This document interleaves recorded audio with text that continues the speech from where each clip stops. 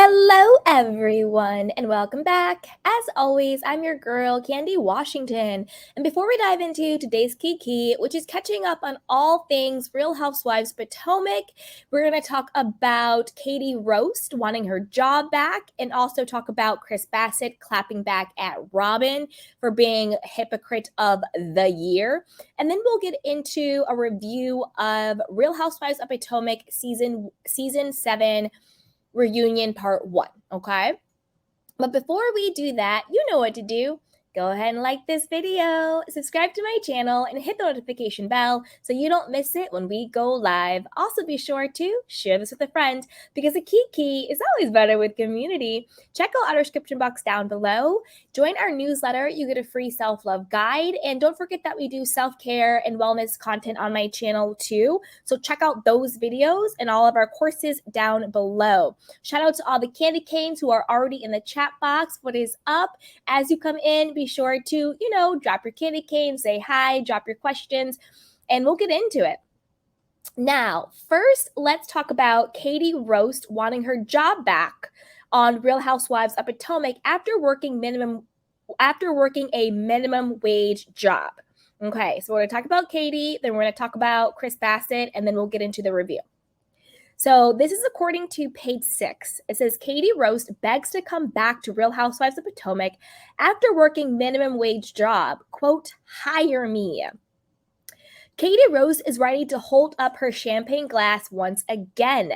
The former Real Housewives of Potomac star 42 revealed that she begged Andy Cohen, who executive produces the franchise, for her job back. Side note, I really like Katie. I think she's great. I think she's a fun time. However, and we'll get into it a little bit more, I just want to make sure that reality TV is the best place for her to be given her challenges with mental health and also her challenges with addiction. So it could either be one thing, it could be a great comeback story where, someone is a human. There are human beings. People struggle with their mental health. People struggle with addiction. It doesn't mean they have to be down and out and discarded forever. If they're able to heal, then I think they should get another chance. However, it has to be, and they have to be in a place where being on TV is not detrimental to their own mental and physical overall well-being. You know what I mean? So let's keep going. And I want to know what you guys think. Put it down below. She said, I've asked Andy Cohen to bring me back, apologized, gone to Shul, and said sorry. She tweeted Wednesday, referring to her 2019 tweets to the host, who's 54, over her absence from the show's season 4 reunion. Side note, as we know, when a housewife does not show up for a reunion that they are invited to, it usually means that they will not be asked back, at least for that next season. Lisa Vanderpump didn't show up, Adrienne Maloof didn't show up, Katie didn't show up. So if you don't show up to the reunion, you're pretty much guaranteed to at least not come back at least that next season. Let's keep going. She goes, all that stuff, radio silence. She added, I have a lot going on that a lot of people can relate to, and a lot has changed. I'm reliable. If they are still casting, hire me. I'm here and I'm real. Hashtag Real Housewives of Potomac for real. Honestly, I would rather see Katie come back than Robyn, because I think at least Katie kept her life 100%, transparent, the good, the bad, and the ugly. When she came back, even just as a friend of, and she was going through it, she was being honest. She was talking about her unplanned pregnancy that she had on when she came back, when they went to like Bermuda, or they were on one vacation and she left early and she was struggling. Like, at least Katie's being honest and authentic about her life, warts and all, unlike Robyn and Giselle, and we're going to get into that because I really want to get into Giselle, particularly with part 1 reunion. So we're going to get into her when we do the recap. Okay, let's keep going. Things between Roast and Cohen took a turn when the mom of 3 lashed out at the Watch What Happens Live host for not inviting her to the show's season 4 reunion in 2019. Everyone knows I should be on that couch, she wrote in a now deleted Instagram post at the time. You want to exploit my image and life and not give me my time to shine. 3 years later, Roast issued an apology to Cohen for statements I made that weren't cool in the past. Basically, she's trying to suck back up to the boss to get her job back. Maybe what she said was right, but she's like, hey, listen, I need my job back. But I really like Katie. I do. Side note, let's not forget, because, and again, we're going to get into it when we do the recap of the reunion, but Giselle and Robyn consistently going after relationships and families and husbands and or significant others. Because if you really think about it, this started season 1 with them. It didn't start with Monique. It did not start with Monique, because Robyn and Giselle were going after Katie and her boyfriend / fiance, Andrew. They were going after their relationship. They were dogging her out because she wanted to convert to Judaism to be with him, which is totally not unheard of, particularly within the Jewish faith. If a woman marries a Jewish man, she will convert for that, and that's totally fine. Would you have an issue if somebody converted to Islam or somebody converted to Christianity? Like, it's absolutely ridiculous. And don't forget, they were also trying to go after Andrew and Michael Darby. Like, I know Michael Darby has his issues and he's problematic with the touching and stuff like that. Like, we get that. However, Giselle and Robyn, don't forget, they kept saying, oh, Andrew and Mike and Michael, oh, they're touching each other's butt. Are they gay together? Oh, white people touch butts and blah, blah, blah, blah, blah, blah. And they were going all in on that. Meanwhile, Robyn still had her fake relationship, and Giselle, as always, is just dry and dusty and single as hell. So they have been going systematically after people who are in relationships since day one. Since day one. It's pretty disgusting, but let's keep going. She also made her initial plea for her job back, saying, I do want a job, and I swear I will totally behave. I'm also sorry for my temper tantrums. I feel no thirst. I just want to work. Oh, Katie. My heart is going out to Katie right now. It really, really is. Rose's latest plea to return to the hit Bravo show comes more than 2 weeks after she revealed that she was now working a minimum wage job at Bethesda Co-op, an organic market in Cabin John, Maryland, after completing rehab. Shout out to Katie, because this is the thing. I'm proud of you, Katie. If you have an addiction or something going on with your mental or emotional well-being, it is strength, not a weakness, to get help. Do you know what I mean? If you broke your tooth, would somebody be like, oh my God, you're so weak, you're going to the dentist? No. So if you're struggling with something that's emotional or mental or like an addiction, the best thing you can do for yourself, a show of strength, is to go get help. So I'm really proud of Katie, and I'm proud of her for talking about it. She says, Jesus Christ, I started working like a real job. I just got off an 8-hour shift working minimum wage, she wrote on Instagram on February 3rd. Good for you, Katie. Good for you. Katie, also, if you ever watch this, here's a PSA. If you want another side job, start a YouTube channel, start a podcast. Everybody's doing it. If funky and dry Giselle and Robyn can have a reasonably shady podcast, Katie, you could have a podcast or a YouTube channel.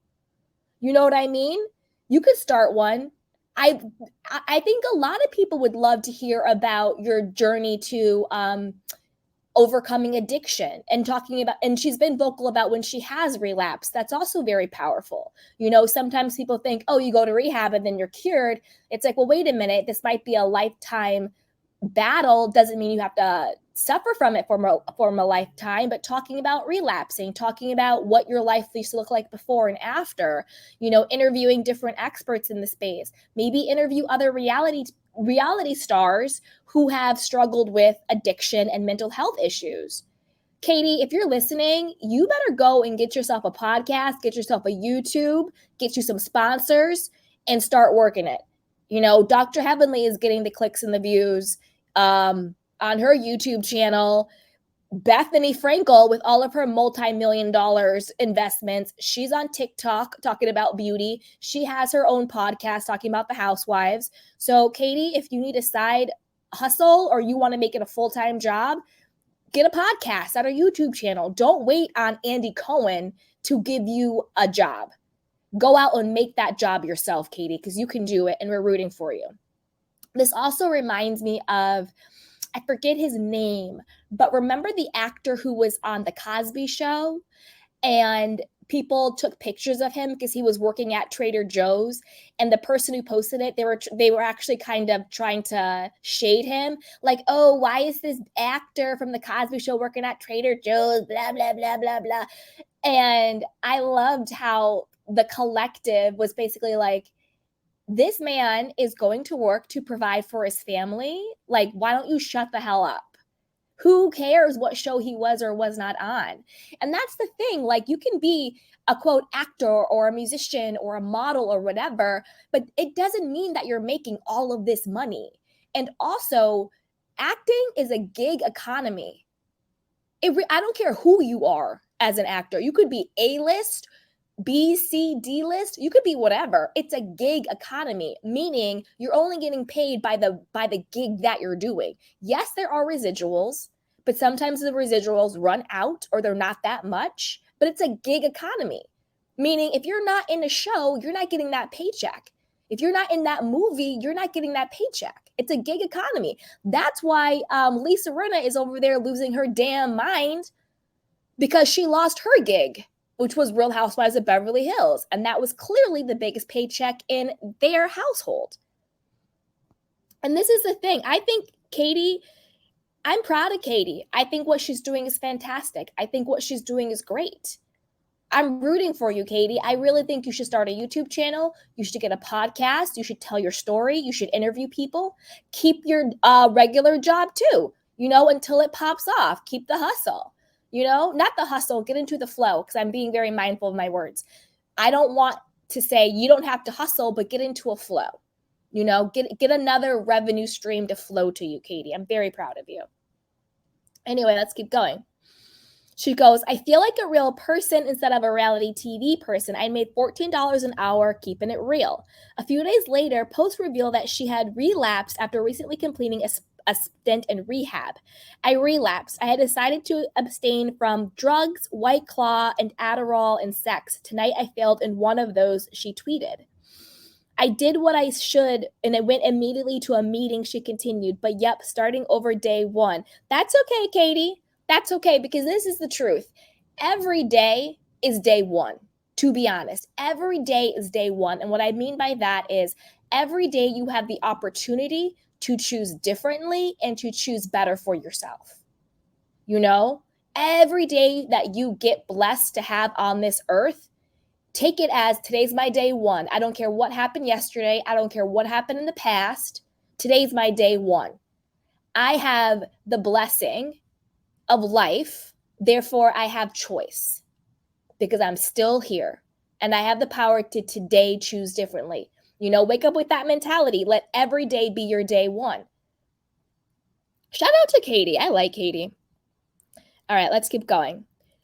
Then it says, Rose was introduced to viewers in 2016 during season 1 of Real Housewives of Potomac as a socialite who planned extravagant charity galas. In season 2, her full-time role was reduced, and by season 3, she was no longer on the show.